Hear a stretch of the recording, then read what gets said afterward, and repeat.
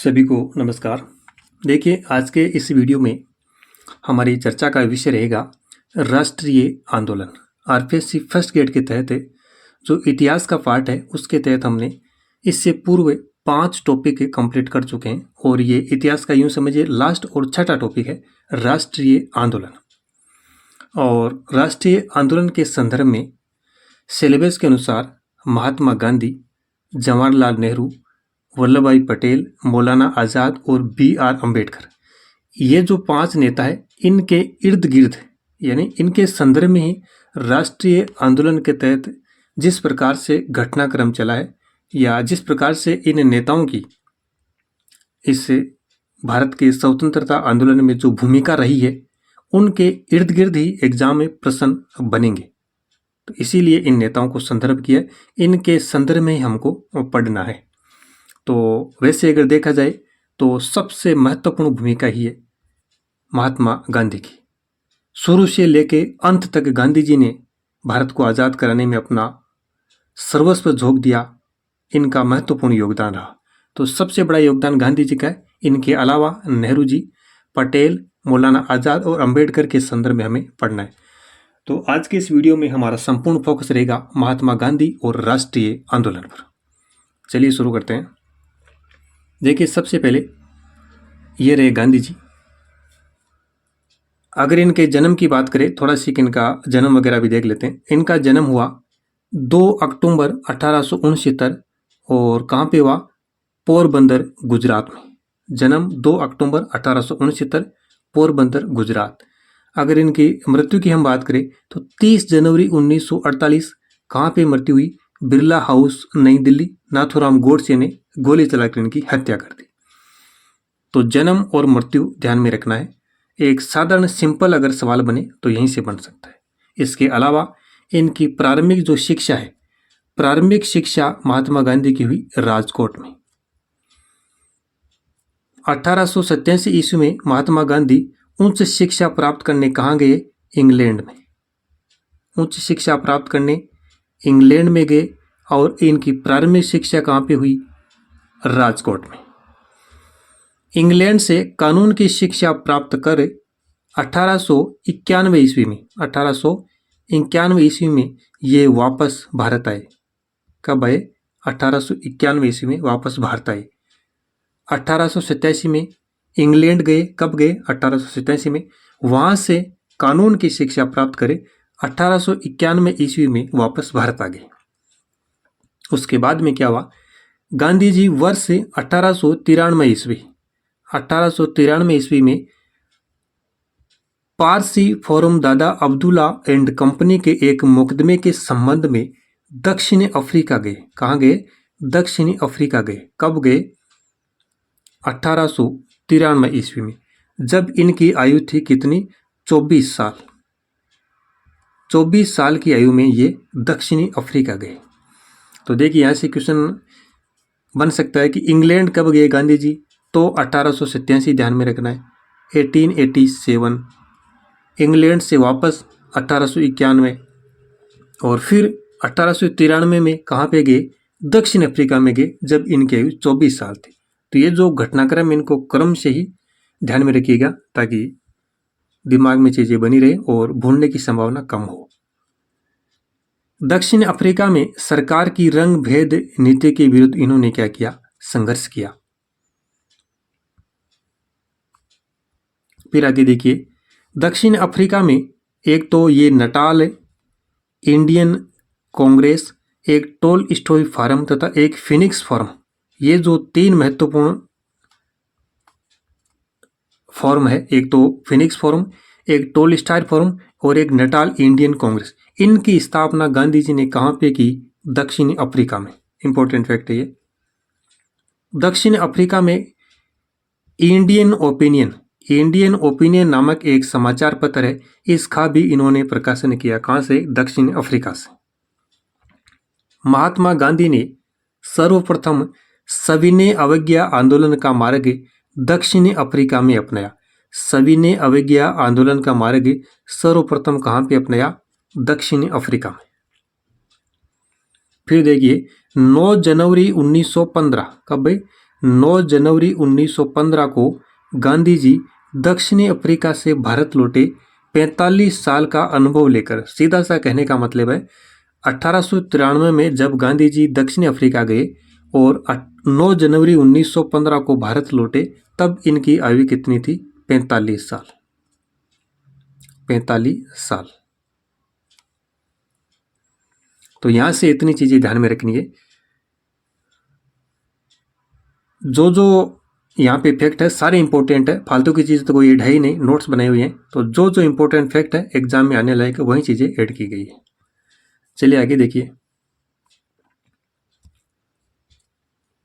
जब गांधी जी भारत आए, कब आए? 9 जनवरी 1915 को भारत आ गए। तो प्रथम विश्व युद्ध का दौर चल रहा था। उस समय क्या स्थितियां थी? प्रथम विश्व युद्ध का दौर चल रहा था, 1914 में शुरू हुआ था।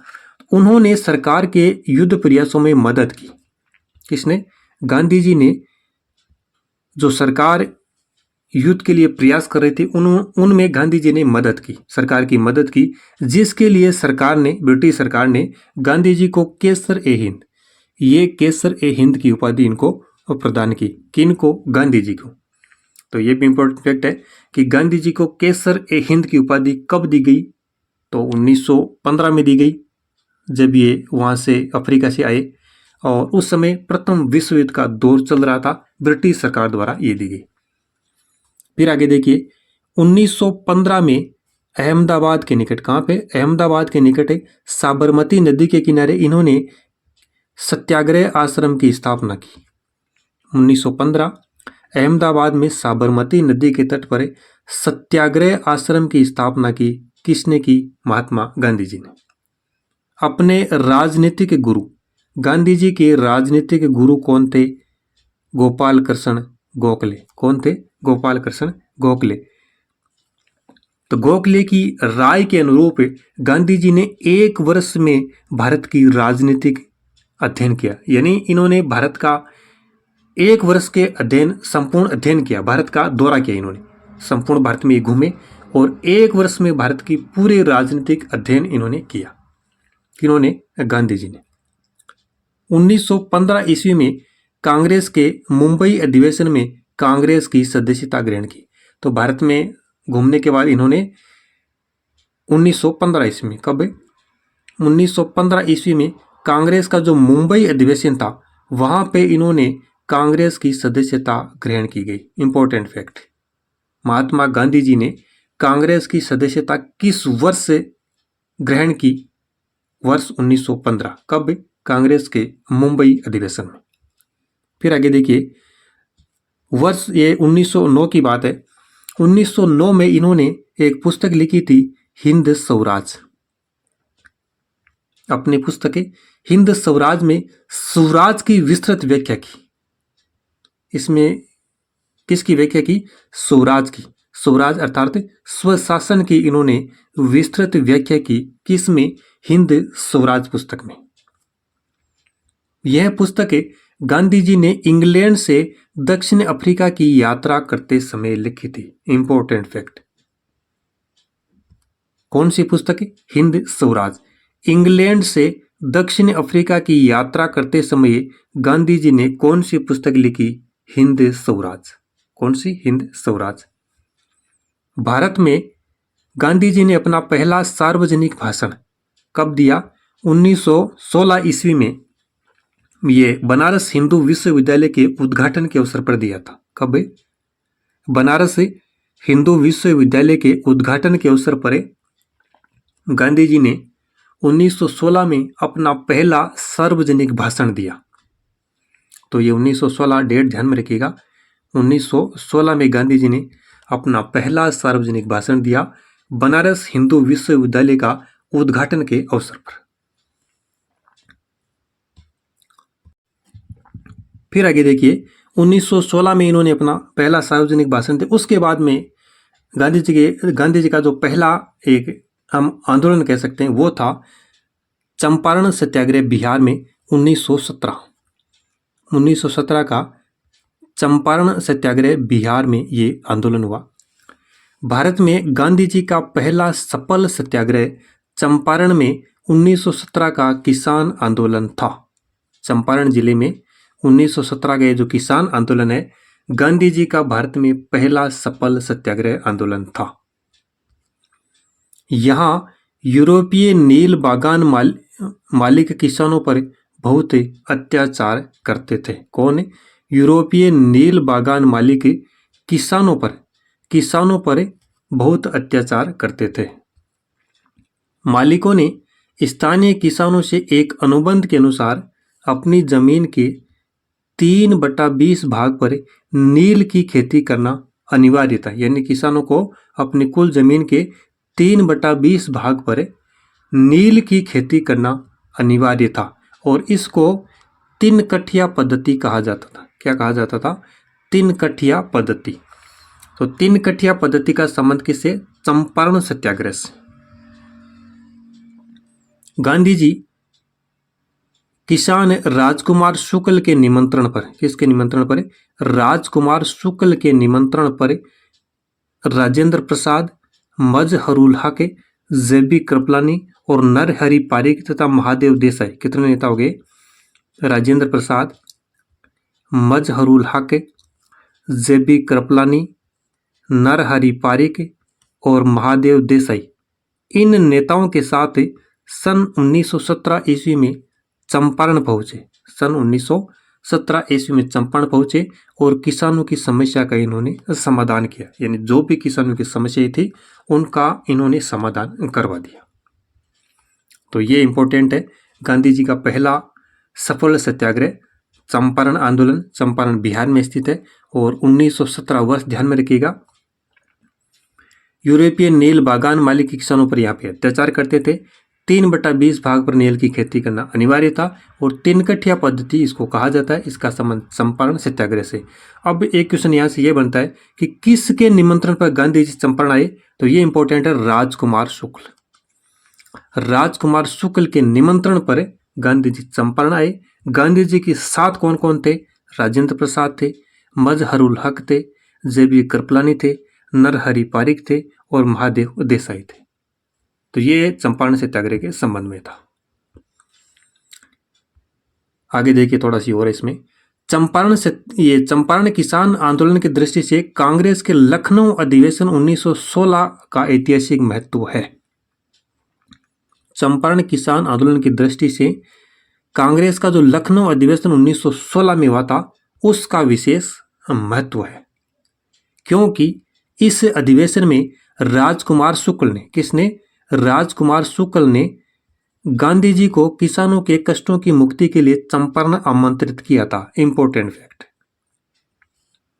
ये जो 1916 का कांग्रेस का जो लखनऊ अधिवेशन है, क्यों इंपॉर्टेंट है चंपारण किसान आंदोलन की दृष्टि से? क्योंकि इस अधिवेशन में राजकुमार जो शुक्ल है, इन्होंने गांधी जी को आमंत्रित किया था। इस अधिवेशन में, ये जो अधिवेशन हुआ, यहाँ की जो बैठक हुई, उसमें गांधी जी को इन्होंने आमंत्रित किया कि आप चंपारण आइए और हमारे जो किसानों की जो समस्या हैं उनसे अवगत होकर उनका समाधान कीजिए।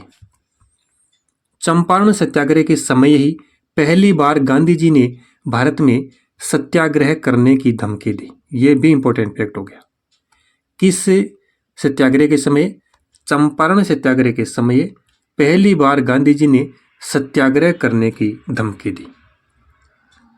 चंपारण सत्याग्रह के सफल नेतृत्व के बाद रविंद्रनाथ टैगोर ने, किसने? रविंद्रनाथ टैगोर ने किसको? गांधी जी को पहली बार क्या कहा साहब? महात्मा। पहली बार गांधी जी को महात्मा कहा। किसने कहा? रविंद्रनाथ टैगोर ने। कब कहा? चंपारण सत्याग्रह के सफल नेतृत्व के बाद। Very very important. तो ये चंपारण सत्याग्रह के संबंध में था, जो कि गांधी जी का पहला सफल सत्याग्रह आंदोलन था। इसके बाद में आता है अहमदाबाद मिल मजदूर संघर्ष, फरवरी 2018 में, और ये अहमदाबाद गुजरात में, चंपारण बिहार में था, अहमदाबाद गुजरात में। तो देखिए इसके संबंध में, अहमदाबाद के मिल मजदूर और मिल मालिकों के बीच प्लेग बोनस को लेकर विवाद हुआ। मिल मालिकों ने मजदूरों को 20% कितना 20% बोनस देने का निर्णय लिया और धमकी दी कि जो ये बोनस स्वीकार नहीं करेगा उसे नौकरी से निकाल दिया जाएगा। अहमदाबाद के मिल मालिकों और मजदूरों के बीच प्लेग बोनस, जो मजदूर थे उनको प्लेग बोनस का एक ये दिया गया, जिसमें 20% बोनस का ही निर्णय लिया गया, जबकि मिल मजदूरों की मांग अधिक बोनस लेने की थी। एक मिल मालिक थे, कौन है? अंबालाल साराभाई की बहन अनसुईया बेन ने गांधी जी का ध्यान इस मामले की ओर लिया। ये जो अहमदाबाद का मिल मालिक मजदूर संघर्ष है, इस मामले की ओर गांधी जी का ध्यान किसने दिलाया? अनसुईया बेन। किसने दिलाया? अनसुईया बेन। गांधी जी ने मजदूरों को 35% बोनस दिए जाने का समर्थन किया। मार्च 1918 में मजदूर हड़ताल पर चले गए और 15 मार्च को गांधी जी खुद हड़ताल पर बैठ गए। मजदूरों ने हड़ताल कर दी, गांधी जी खुद हड़ताल पर बैठ गए, तो फिर अंत में क्या हुआ? मजदूरों को 35% बोनस देने का फैसला किया और आंदोलन को समाप्त कर दिया गया। तो ये अहमदाबाद का मिल मजदूर संघर्ष था। फरवरी 1918 की डेट ध्यान में रखिएगा। और इसमें इंपॉर्टेंट है, प्लेग बोनस को लेकर ये विवाद हुआ। किसके बीच हुआ? मिल मजदूर मालिक और ये मजदूरों के बीच। और इस मामले की ओर ध्यान किसने दिलाया? ये इंपॉर्टेंट है, अनसुईया बेन, अंबालाल साराभाई की बहन है।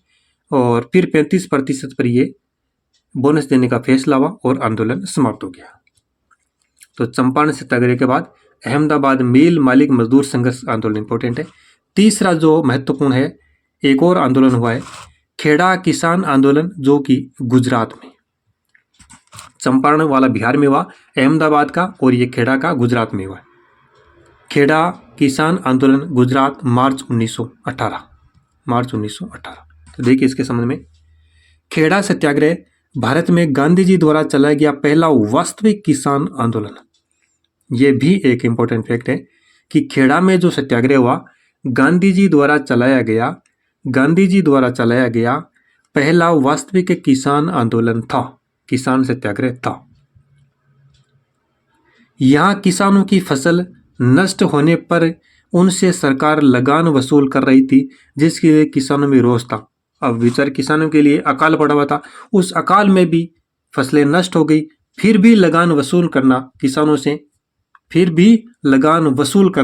तो इसलिए किसानों में रोष व्याप्त था। 12 मार्च 1918 को गांधी ने यह आंदोलन अपने हाथ में लिया और 25% से कम होने पर भू राजस्व अर्थात ये जो लगान या कर जमा नहीं करवाने का आह्वान किया कि अगर 25% से कम फसल होती है तो किसी भी प्रकार का टैक्स से लगान वसूल नहीं लिया जाएगा। और 22 मार्च 1918 को गांधी जी ने यह आंदोलन अपने हाथ में लिया। इस आंदोलन में गांधी जी के साथ ये वल्लभ भाई पटेल ने इनका साथ दिया। इनके अलावा इंदुलाल याग्निक, शंकरलाल बैंकर, अनसुईया बेन और महादेव देसाई भी साथ में थे। इंदुलाल याग्निक, शंकरलाल बैंकर, अनसुईया बेन और महादेव देसाई, ये भी इनके साथ थे। सर्वाधिक महत्वपूर्ण जो सहयोग दिया वो ध्यान में रखना है, वल्लभ भाई पटेल ने। यह आंदोलन आंशिक रूप से सफल रहा क्योंकि सरकार ने बिना घोषणा किए लगान वसूली को स्थगित कर दिया। तो ये गांधी जी का जो तीसरा महत्वपूर्ण आंदोलन था, इसमें भी गांधी जी को पूर्ण रूप से सफलता मिली। तो ये तीन जो आंदोलन, ये चंपारण, अहमदाबाद और खेड़ा, ये इंपॉर्टेंट है और इनके संबंध में जो इंपॉर्टेंट फैक्ट हो सकते थे वो हमने देखे हैं। इसके बाद में देखिए, जो घटनाक्रम गांधी जी से संबंधित चला है उसको हम एक क्रम से ले रहे हैं। सबसे पहले कौन सा आंदोलन हुआ, उसके बाद में किस प्रकार से हो रहा है, सबको क्रम से लेके आगे बढ़ रहे हैं ताकि ये चीजें इसी क्रम में याद होती रहे। इसके बाद में महत्वपूर्ण एक घटनाक्रम होता है रोलेट एक्ट का। रोलेट एक्ट का 18 मार्च 1919, 18 मार्च 1919 रोलेट एक्ट। देखिए क्या इसके संबंध में, प्रथम विश्व युद्ध के बाद मुख्य रूप से क्रांतिकारी गतिविधियों को रोक लगाने के उद्देश्य से, प्रथम विश्व युद्ध के बाद क्रांतिकारियों की जो गतिविधियां हो रही थी उन पर रोक लगाने के उद्देश्य से 10 सितंबर 1917 को ब्रिटिश उच्च न्यायालय के न्यायाधीश कौन थे? सिडनी रोलेट की अध्यक्षता में एक राजद्रोह कमेटी गठित की गई जिसने अप्रैल 1918 में अपनी रिपोर्ट प्रस्तुत की। कब? अप्रैल 1918 में। भारतीयों के विरोध के बाद भी 18 मार्च 1919 को यह कानून पास हो गया और यही रोलेट एक्ट कहलाया। तो ये था साहब रोलेट एक्ट कि भारत में जो क्रांतिकारियों की उग्र गतिविधियां बढ़ रही थी उनको रोकने के लिए 10 सितंबर 1917 को ब्रिटिश उच्च न्यायालय के न्यायाधीश सिडनी रोलेट की अध्यक्षता में एक कमेटी गठित की गई जिसने अप्रैल 1918 में अपनी रिपोर्ट प्रस्तुत की और 18 मार्च 1919 को यह कानून पास हुआ जो कि रोलेट एक्ट कहलाया। तो उद्देश्य क्या था? क्रांतिकारियों की गतिविधियों को रोकना। इस अधिनियम के द्वारा अंग्रेज सरकार जिसको चाहे जब तक चाहे बिना मुकदमा चलाए जेल में बंद रख सकती थी। जिसको चाहे यानी किसी को भी पकड़ सकती थी, जब तक चाहे तब तक जेल में रख सकती थी बिना कोई मुकदमा चले। इसलिए इस कानून को मोतीलाल नेहरू द्वारा, किसके द्वारा? मोतीलाल नेहरू के द्वारा बिना वकील, बिना अपील और बिना दलील का कानून कहा गया। इंपॉर्टेंट फैक्ट है कि सबसे पहले किस कानून को बिना वकील, बिना अपील, बिना दलील का कानून कहा गया? उत्तर होगा रोलेट एक्ट। किसने कहा? तो क्या करोगे? मोतीलाल नेहरू। भारतीय जनता द्वारा रोलेट एक्ट को काला कानून कहकर पुकारा गया। भारतीय जनता द्वारा रोलेट एक्ट को क्या कहा गया? काला कानून कहकर इसकी आलोचना की गई। रोलेट एक्ट के विरोध में आंदोलन चलाने के लिए महात्मा गांधी के नेतृत्व में फरवरी 1919 में सत्याग्रह सभा की स्थापना हुई। इस कानून के विरोध में 6 अप्रैल 1919 को पूरे देश में हड़ताल करने का निश्चय किया गया। 6 अप्रैल 1919 को रोलेट एक्ट के विरोध में पूरे देश में हड़ताल करने का निश्चय किया गया। तो ये रोलेट एक्ट के संबंध में इंपॉर्टेंट फैक्ट थे। देखिए इसमें एक तो रोलेट एक्ट का जो कानून है कब पास हुआ? 18 मार्च 1919 की डेट ध्यान में रखनी है, इस दिन ये पास हुआ। इसके अलावा मोतीलाल नेहरू ने इसको बिना वकील, बिना अपील, बिना दलील का कानून का ये भी ध्यान रखना है और इस कानून को काला कानून कहकर भी कहा गया है। तो ये कुछ इंपॉर्टेंट चीजें थी। इसके बाद में जलियांवाला बाग हत्याकांड अमृतसर में हुआ 13 अप्रैल 1919 अमृतसर में जलियांवाला बाग हत्याकांड बहुत ही भयंकर विभत्स कांड हुआ ये। देखिए अमृतसर में 9 अप्रैल 1919 को एक पंजाब के नेता डॉक्टर सत्यपाल एवं डॉक्टर सैफुद्दीन किचलू के नेतृत्व में एक जुल्स निकाला। कब? अमृतसर में 9 अप्रैल 1919 पंजाब के नेता थे, एक तो डॉक्टर सत्यपाल और एक थे सैफुद्दीन किचलू। इनके नेतृत्व में एक जुल्स निकाला गया।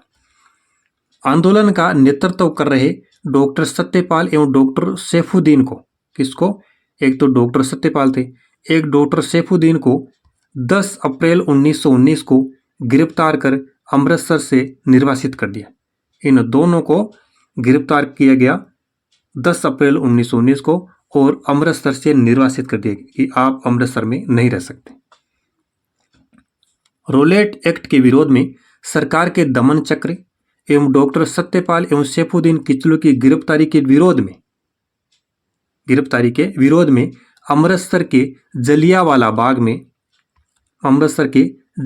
बाग में 13 अप्रैल, कब? 13 अप्रैल 1919 को एक सभा बुलाई गई।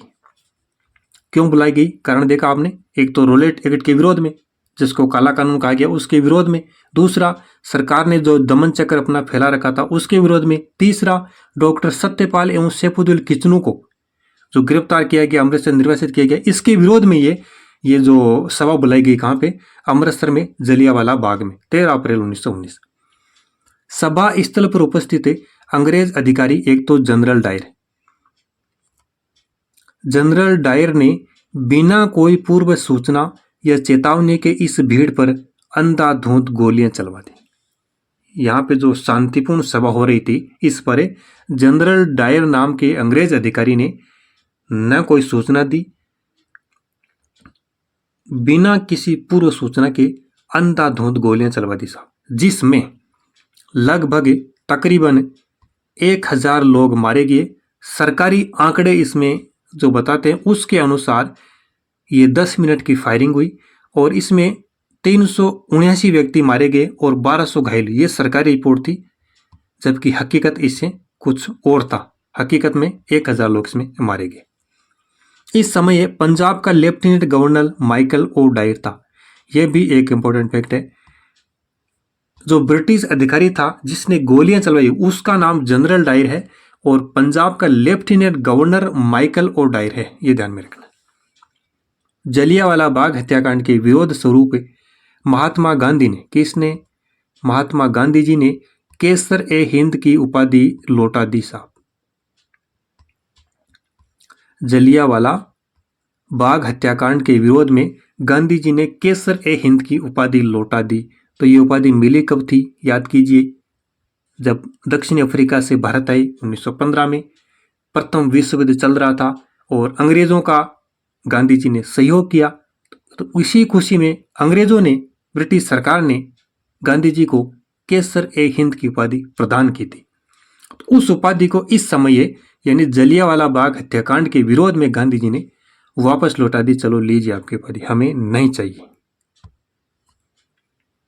फिर आगे देखिए, इस हत्याकांड के विरोध में रविंद्रनाथ टैगोर ने भी नाइट व सर की उपाधि वापस लौटा दी। रविंद्रनाथ टैगोर को भी जो नाइट व सर की उपाधि मिली थी, ये उपाधि भी इन्होंने वापस लौटा दी। इसके अलावा देखिए, इस हत्याकांड के विरोध में वाइसराय की कार्यकारिणी के एक सदस्य थे, कौन थे? शंकर नायर ने भी त्याग पत्र दे दिया। इन्होंने भी त्याग पत्र दे दिया। ब्रिटिश सरकार ने इस कांड की जांच के लिए 19 अक्टूबर 1919 को हंटर की अध्यक्षता में एक जांच समिति गठित की, जिसने मार्च 1919 में अपनी रिपोर्ट दी। हंटर जो कमेटी है, हंटर के अध्यक्षता में एक जांच समिति गठित की, जिसको हम हंटर कमेटी कह सकते हैं। तो इसका संबंध किससे है? जलियांवाला बाग हत्याकांड से। इसने अपनी रिपोर्ट कब प्रस्तुत की? मार्च 1919। कांग्रेस के जलियांवाला बाग हत्याकांड की जांच के लिए मदन मोहन मालवीय की अध्यक्षता में एक कमेटी नियुक्त की, जिसमें कौन कौन थे? एक तो मोतीलाल नेहरू, महात्मा गांधी और CR दास और तैयब जी। ये जो नेता है, ये इस कमेटी में शामिल थे। इसके अध्यक्ष कौन थे? मदन मोहन मालवीय। तो साथियों, ये था जलियांवाला बाग हत्याकांड के संबंध में। क्या क्या चीजें इंपॉर्टेंट देखिए। सबसे पहले कहाँ पे हुआ? अमृतसर में, 13 अप्रैल 1919 की डेट ध्यान में रखनी है। और इसके अलावा ये जो डॉक्टर सत्यपाल एवं सैफुद्दीन है, इनको गिरफ्तार किया गया। जनरल डायर ने यहाँ पे अंधाधुंध गोलियां चलाई और माइकल ओ डायर पंजाब का लेफ्टिनेंट गवर्नर था। फिर यहाँ से इंपॉर्टेंट है कि गांधी जी ने केसर हिंद की उपाधि लौटा दी। रविंद्रनाथ टैगोर ने नाइट व सर की उपाधि लौटा दी। शंकर नायर ने वाइसराय की कार्यकारिणी सदस्य से त्यागपत्र दे दिया और हंटर कमेटी का गठन किया गया इस हत्याकांड की जांच के लिए। और मदन मोहन मालवीय की अध्यक्षता में कांग्रेस ने एक जांच कमेटी गठित की। किसकी अध्यक्षता में? मदन मोहन मालवीय की अध्यक्षता में। तो ये चीजें यहाँ से इंपॉर्टेंट थी। इसके बाद में आगे का जो घटनाक्रम होता है जलियांवाला बाग हत्याकांड के बाद में, वो होता है खिलाफत आंदोलन 1919, खिलाफत आंदोलन 1919। देखिए क्या इसमें, सितंबर 1920 में कोलकाता में हुए कांग्रेस के अधिवेशन का प्रमुख मुद्दा जलियांवाला कांड और खिलाफत था।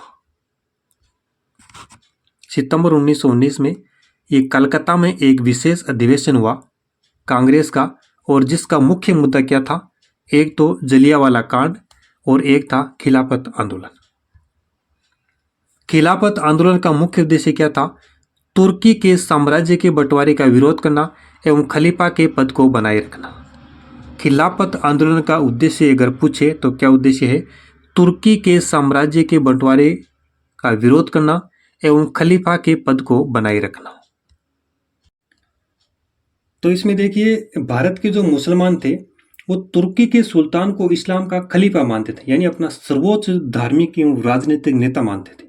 तो प्रथम विश्व युद्ध में तुर्की मित्र देशों के विरुद्ध लड़ रहा था। तुर्की अपने मित्र देशों के विरुद्ध लड़ रहा था। तो युद्ध के समय ब्रिटिश राजनीतिज्ञों ने भारतीय मुसलमानों को एक वचन दिया था।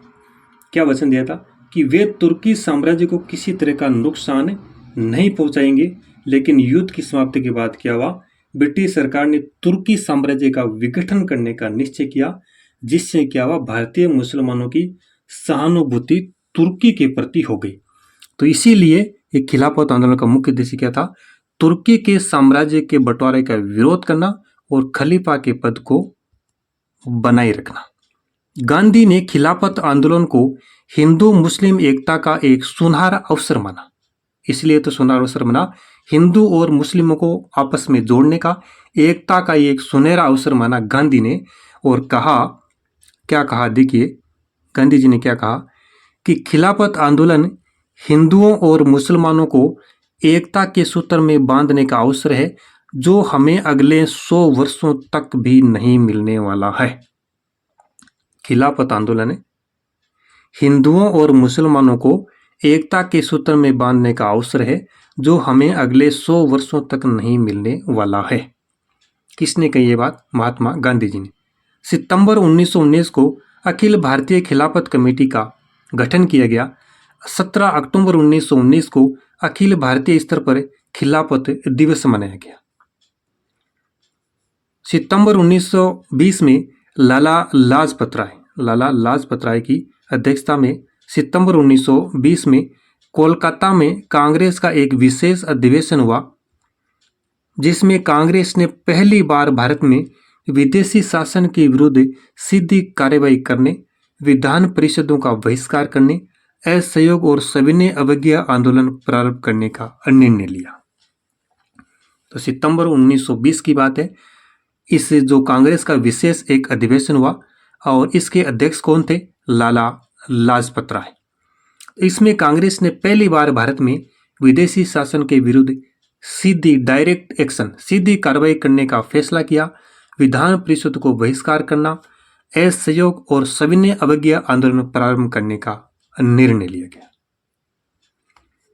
तो ये खिलाफत आंदोलन के संबंध में था।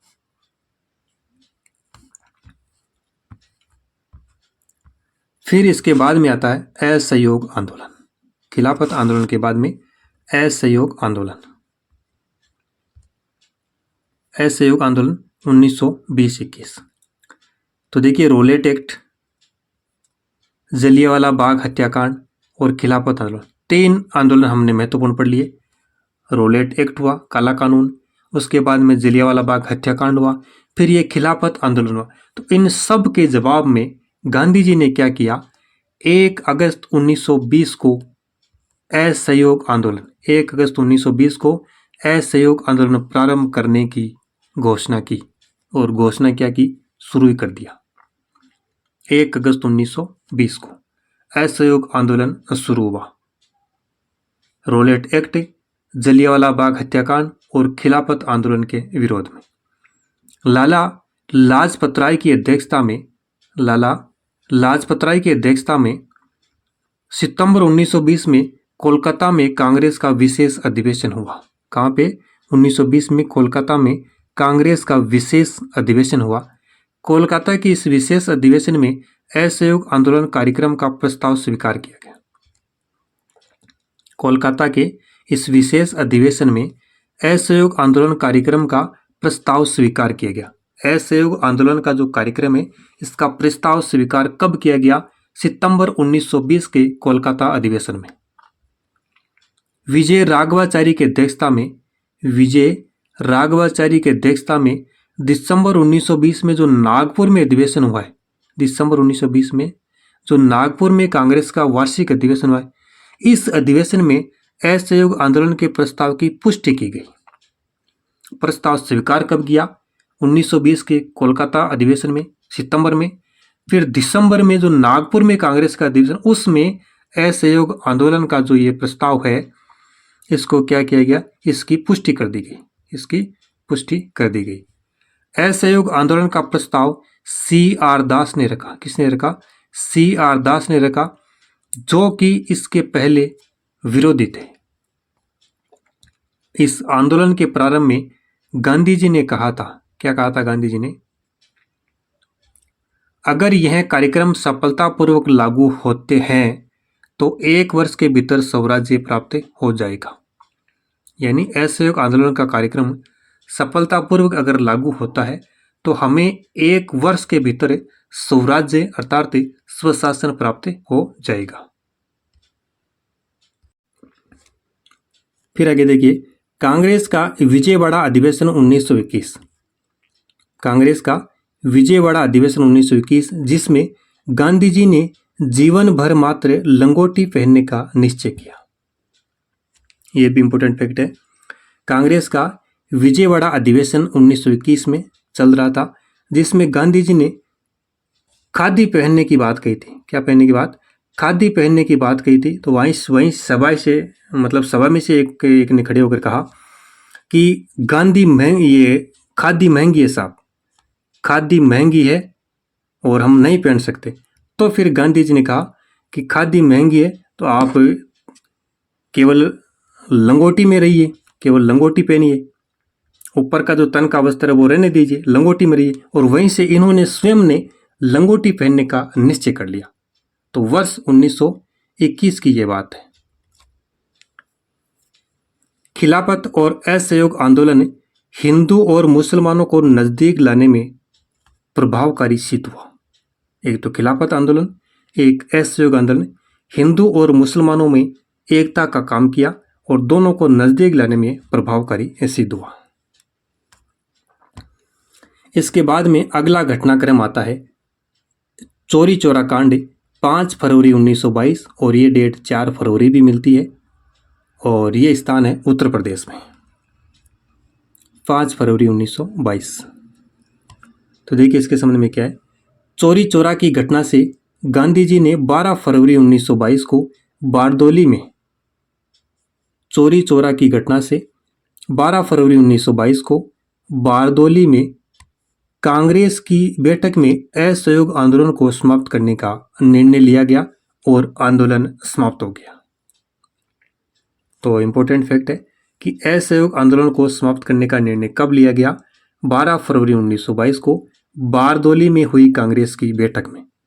10 मार्च 1922 को महात्मा गांधी को राजद्रोह के आरोप में गिरफ्तार कर लिया गया और 6 वर्ष की जेल की सजा सुनाई गई। कब? 10 मार्च 1922 को गांधी जी को गिरफ्तार किया गया और 6 वर्ष की जेल की सजा इनको सुनाई गई। मोतीलाल नेहरू, सुभाष चंद्र बोस, राजगोपालाचारी, C.R. दास ने गांधी के इस निर्णय की कटु आलोचना की। किस निर्णय की? जो ये असहयोग आंदोलन को समाप्त करने का निर्णय लिया ना, इसकी। बारदोली में गांधी जी ने जो असहयोग आंदोलन को समाप्त करने का निर्णय लिया, इसकी मोतीलाल नेहरू, सुभाष चंद्र बोस, राजगोपालाचारी, C.R. दास ने कटु आलोचना की। और इस अवसर पर सुभाष चंद्र बोस ने तो यह तक कहा, क्या कहा देखिए, सुभाष चंद्र बोस ने कहा कि जिस समय जनता का उत्साह अपने चरम पर था, उस समय पीछे हटने का आदेश देना राष्ट्रीय अनर्थ से कम नहीं था। कि जनता का उत्साह अपनी चरम सीमा पर था, उग्र था, जनता में जोश था आंदोलन को लेकर, उस समय पीछे हटने का जो आदेश दिया है आपने, ये राष्ट्रीय अनर्थ से कम नहीं था। ये बात किसने कही? सुभाष चंद्र बोस ने असहयोग आंदोलन के समाप्त करने के संदर्भ में। C.R. दास, मोतीलाल नेहरू ने कांग्रेस से त्याग पत्र दे दिया। लीजिए आप, C.R. दास और मोतीलाल नेहरू ने तो कांग्रेस से त्याग पत्र ही दे दिया। 1 जनवरी 1923 को स्वराज्य पार्टी का गठन हुआ। कब हुआ? 1 जनवरी 1923 को। इंपॉर्टेंट फैक्ट है कि स्वराज्य पार्टी का गठन कब हुआ? 1 जनवरी 1923। पूरी डेट ध्यान में रखिएगा। जिसका पहला अधिवेशन कब हुआ? मार्च 1923 को इलाहाबाद में। और C.R. दास स्वराज्य पार्टी के अध्यक्ष, मोतीलाल नेहरू सचिव थे। मोतीलाल नेहरू सचिव, C.R. दास इसके अध्यक्ष। 1 जनवरी 1923 को स्वराज्य पार्टी का गठन हुआ। पहला अधिवेशन मार्च 1923 को इलाहाबाद में। अध्यक्ष C.R. दास, सचिव मोतीलाल नेहरू। तो ये कुछ से घटनाक्रम चोरा चोरी कांड का था और इसके संदर्भ में और क्या क्या हुआ देखिए, जिसमें ये सुभाष चंद्र बोस, राजगोपालाचारी, C.R. दास, नेहरू साहब, इन्होंने इसकी कटु आलोचना की, गांधी के इस निर्णय की। और C.R. दास, मोतीलाल नेहरू तो गांधी से अलग हो गए, यानी त्याग पत्र दे दिया। इसके बाद में देखिए एक छोटा सी इसमें यहाँ पे होता है गांधी दास समझौता। 6 नवंबर 1924 को गांधी दास समझौता। 6 नवंबर 1924 को गांधी जी, C.R. दास और मोतीलाल नेहरू, 3 व्यक्ति यहाँ पे थे। कौन कौन थे? गांधी जी, C.R. दास और मोतीलाल नेहरू। इन 3 नेताओं के मध्य मुंबई में एक समझौता हुआ, जिसके अंतर्गत यह निर्णय हुआ, क्या निर्णय हुआ, कि स्वराज्य पार्टी अपना काम कांग्रेस से स्वतंत्र होकर एक स्वायत्त निकाय के रूप में करेगी। गांधी दास जो समझौता हुआ है 1924 में, इसमें क्या निर्णय हुआ कि जो स्वराज्य पार्टी बनाई गई थी कब? 1923 में, वो कांग्रेस से अलग स्वतंत्र रूप से एक स्वायत्त निकाय के रूप में काम करेगी। ये समझौता हुआ। और जो C.R. दास और मोतीलाल नेहरू, जिन्होंने त्यागपत्र दिया गांधी कांग्रेस से, उन्होंने गांधी जी के साथ ही समझौता किया और इन्होंने पार्टी बनाई। किसने बनाई? C.R. दास और मोतीलाल नेहरू ने। फिर आगे का घटनाक्रम होता है साइमन कमीशन। Simon commission 1927-28। नवंबर 1927 में ब्रिटिश सरकार ने साइमन कमीशन की नियुक्ति की। सर जॉन साइमन की अध्यक्षता में गठित साइमन आयोग में कुल 7 सदस्य थे। कितने सदस्य थे? 7 सदस्य, अध्यक्ष सहित इसमें 7 सदस्य थे। और इसके सभी सदस्य अंग्रेज थे। एक भी भारतीय प्रतिनिधि इसमें नहीं था और इसीलिए कांग्रेस ने इसे श्वेत कमीशन कहा। कांग्रेस ने इसे श्वेत कमीशन कहा। क्यों कहा? क्योंकि इसमें एक भी भारतीय नहीं था। सारे के सारे जो 7 के 7 सदस्य थे, सभी अंग्रेज अधिकारी थे। इस आयोग का मुख्य उद्देश्य क्या था? संवैधानिक सुधार करना। ये संवैधानिक सुधार पर अपना सुझाव देना कि संविधान में किस प्रकार से सुधार करना है, उस पर अपना सुझाव देना। भारतीय शासन व्यवस्था के संबंध में जांच करते हुए इस कमीशन को यह रिपोर्ट देनी थी कि उत्तरदायी शासन लागू करना उचित है या नहीं, प्रांतों में द्वैध शासन लागू करना चाहिए या नहीं। तो ये 3 मुद्दे थे। एक तो संवैधानिक सुधार पर इनको सुझाव देना था कि क्या उत्तरदायी शासन लागू करना उचित है या नहीं, या प्रांतों में द्वैध शासन लागू करना चाहिए या नहीं। इसके संबंध में इसको रिपोर्ट देनी थी। किसको? साइमन कमीशन को। तो अब जब क्या रिपोर्ट देंगे? इसमें एक भी भारतीय नहीं था, सारे के सारे अंग्रेज अधिकारी थे इसमें। तो कांग्रेस ने दिसंबर 1927 के मद्रास अधिवेशन में डॉक्टर अंसारी की अध्यक्षता में अधिवेशन हुआ, साइमन कमीशन के बहिष्कार करने का निर्णय ले लिया। 3 फरवरी 1928 को साइमन आयोग मुंबई पहुंचा। कब? 3 फरवरी 1928 को साइमन कमीशन मुंबई पहुंचा। उसी दिन मुंबई में हड़ताल का आयोजन करके काले झंडे के साथ साइमन वापस जाओ के नारे लगाए गए। लाहौर में लाला लाजपत राय ने साइमन कमीशन या आयोग का विरोध करने वाली एक भीड़ का नेतृत्व कर रहे थे और उन पर पुलिस ने बर्बरता से लाठी बांधी, जिससे इनकी मृत्यु हुई थी।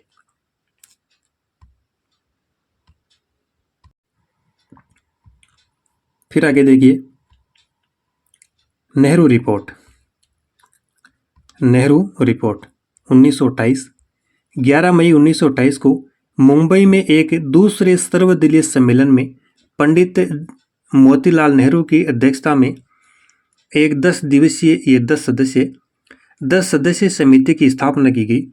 इस समिति का कार्य भारत के भावी संविधान की रूपरेखा तैयार करना था। इस समिति ने जो रिपोर्ट प्रस्तुत की वह नेहरू रिपोर्ट कहलाई। इसमें कोई ज़्यादा कुछ खास नहीं है।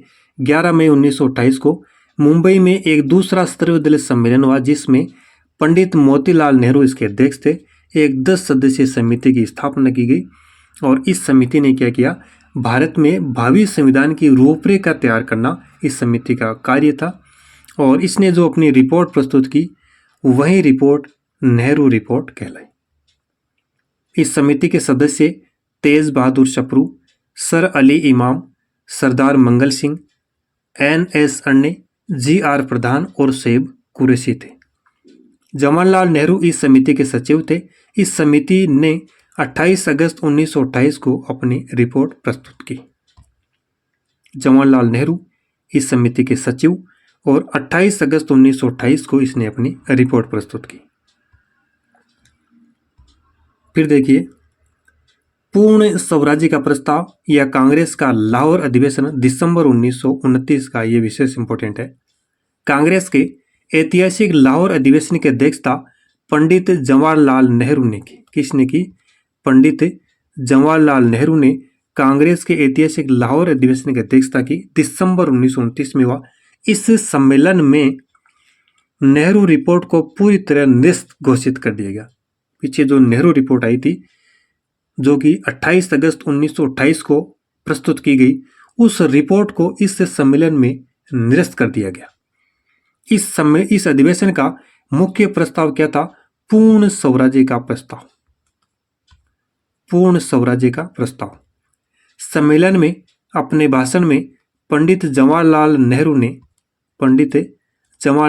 ने कहा कि आज हमारा लक्ष्य है स्वाधीनता का लक्ष्य।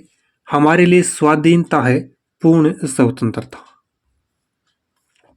आज हमारा सिर्फ एक लक्ष्य है, स्वाधीनता का लक्ष्य। हमारे लिए स्वाधीनता है पूर्ण स्वतंत्रता। किसने कहा? पंडित जवाहरलाल नेहरू ने। कब कहा? कांग्रेस के लाहौर अधिवेशन में दिसंबर 1929। इस प्रस्ताव को पारित कर लाहौर में रावी नदी के तट पर 31 दिसंबर 1929 को आधी रात को भारत की स्वतंत्रता का झंडा फहराया गया। 31 दिसंबर 1929 को आधी रात को भारत की स्वतंत्रता का झंडा फहराया गया और कांग्रेस ने 26 जनवरी 1930 को आधुनिक भारत के इतिहास में पहली बार पूर्ण स्वाधीनता दिवस मनाया गया। तो ये इंपॉर्टेंट फैक्ट है कि आधुनिक भारत के इतिहास में पहली बार पूर्ण स्वाधीनता दिवस कब मनाया गया? 26 जनवरी 1930 को। तो ये लाहौर का कांग्रेस का अधिवेशन था, विशेष इंपॉर्टेंट, जिसका मुख्य प्रस्ताव क्या था? पूर्ण स्वराज्य। इसके बाद में आता है सविनय अवज्ञा आंदोलन। सविनय अवज्ञा आंदोलन 1930। कांग्रेस के लाहौर अधिवेशन, जो कि दिसंबर 1929 में हुआ, में कांग्रेस कार्यकारिणी को सविनय अवज्ञा आंदोलन शुरू करने का अधिकार दिया गया। कब दिया गया? दिसंबर 1929 के लाहौर अधिवेशन में। महात्मा गांधी ने अपने पत्र यंग इंडिया के माध्यम से वायसराय लॉर्ड इरविन के समक्ष महात्मा गांधी ने अपने पत्र यंग इंडिया के माध्यम से वायसराय लॉर्ड इरविन के समक्ष 11 सूत्रीय मांग रखी। 11 सूत्रीय मांग रखी। इन मांगों को ब्रिटिश सरकार द्वारा स्वीकार नहीं किए जाने पर सविनय अवज्ञा आंदोलन प्रारंभ करने का निश्चय रखा गया। गांधी जी ने यंग इंडिया पत्र के माध्यम से वायसराय लॉर्ड इरविन के समक्ष एक 11 सूत्रीय मांग पत्र रखा था और ये मांग पत्र इनके द्वारा स्वीकार नहीं किए जाने पर सविनय अवज्ञा आंदोलन शुरू करने का निर्णय किया गया। गांधी जी अपनी 11 सूत्रीय मांगों को न मांगे जाने पर ये 11 सूत्रीय मांगे थे, इनको जब इरविन ने नहीं माना तो फिर गांधी ने एक और पत्र लिखा और कहा कि मैंने रोटी मांगी थी और मुझे पत्थर मिला, इंतजार की घड़ियां समाप्त हुई। मैंने रोटी मांगी थी, मुझे पत्थर मिला, इंतजार की घड़ियां समाप्त हुई। ये बात किसको लिखी? इरविन के लिखी 11 सूत्रीय मांग पत्र नहीं मांगे जाने पर। और परिणाम स्वरूप क्या हुआ? सविनय अवज्ञा आंदोलन शुरू हुआ। दांडी मार्च 12 मार्च 1930। गांधी जी ने अपने 78 अनुयायियों के साथ, कितने अनुयायी थे? 78 अनुयायियों के साथ साबरमती से दांडी के लिए पद यात्रा आरंभ की, जिसको दांडी मार्च कहा जाता है। डेट इंपॉर्टेंट है, 12 मार्च 1930। 78 अनुयायी और साबरमती से दांडी। गांधी जी 240 मील यानी 385 किलोमीटर की पद यात्रा के बाद 5 अप्रैल को दांडी पहुंचे। कब पहुंचे? 5 अप्रैल को दांडी पहुंचे और 6 अप्रैल को समुद्र तट पर नमक बनाकर सविनय अवज्ञा आंदोलन की इन्होंने शुरुआत कर दी। सुभाष चंद्र बोस ने गांधी की इस दांडी मार्च की तुलना नेपोलियन के पेरिस मार्च में मुसोलिनी के रोम मार्च से की। किसने? सुभाष चंद्र बोस ने गांधी के इस दांडी मार्च की तुलना नेपोलियन के पेरिस मार्च से व मुसोलिनी के रोम मार्च से की है। ये इंपॉर्टेंट फैक्ट है। गांधी जी के दांडी मार्च की तुलना नेपोलियन के पेरिस मार्च, मुसोलिनी के रोम मार्च से किसने की? तो किसने की? सुभाष चंद्र बोस ने। फिर आगे देखिए, सविनय अवज्ञा आंदोलन के नेतृत्व में समूचे भारत में फैल गया। सविनय अवज्ञा आंदोलन गांधी के नेतृत्व में, यानी किसके नेतृत्व में? गांधी जी के नेतृत्व में संपूर्ण भारत में फैल गया। जून 1930 को कांग्रेस और उससे संबद्ध संगठनों को गैर कानूनी घोषित कर दिया गया। जून 1930 को एक तो कांग्रेस और इससे संबंधित जितने भी संगठन थे उनको गैर कानूनी घोषित किया गया। तो इंपॉर्टेंट फैक्ट है कि कांग्रेस को गैर कानूनी कब घोषित किया गया? जून 1930 में। जून 1930 में कांग्रेस और उससे संबंधित कुछ अन्य संगठन थे, इनको गैर कानूनी घोषित किया गया और पंडित जवाहरलाल नेहरू और महात्मा गांधी को गिरफ्तार कर लिया गया। पंडित जवाहरलाल नेहरू और महात्मा गांधी को गिरफ्तार कर लिया गया। गांधी जी को गिरफ्तार करके यरोदा जेल में रखा गया। कहाँ रखा गया? यरोदा जेल में। कब? सविनय अवज्ञा आंदोलन के दौरान गांधी जी को गिरफ्तार करके यरोदा जेल में रखा गया। जवाहरलाल नेहरू को कहाँ रखा गया? नैनी जेल में। जवाहरलाल नेहरू को नैनी जेल में रखा गया। बाद में अब्बास तेजीब ने इस आंदोलन का नेतृत्व किया। गांधी जी को पकड़ लिया, नेहरू जी को पकड़ लिया, तो फिर इस आंदोलन का नेतृत्व किसने किया? अब्बास तैयब जी ने।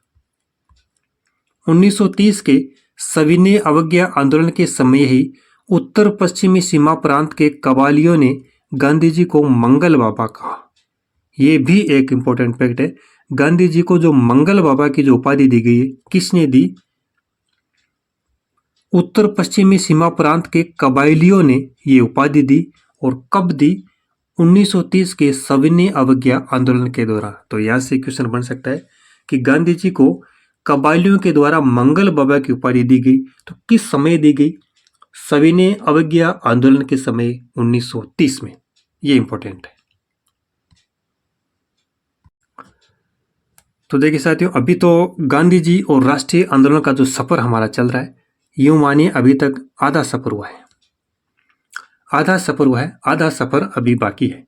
और ऐसा लगता है कि इस एक वीडियो में ये पूरा नहीं हो पाएगा। तो आज के इस सेशन को हम यहीं समाप्त करते हैं। बाकी का आगे का जो घटनाक्रम है गांधी जी और राष्ट्रीय आंदोलन के संबंध में, वो हम अगले वीडियो में कवर करेंगे। यहाँ आज हम सविनय अवज्ञा आंदोलन तक ही समाप्त करते हैं और कल आगे जो ये प्रथम गोलमेज सम्मेलन से शुरू करके और अंत में 1947 तक का जो संपूर्ण घटनाक्रम है वहाँ तक चलेंगे। और आज के सेशन को यहीं समाप्त करते हैं।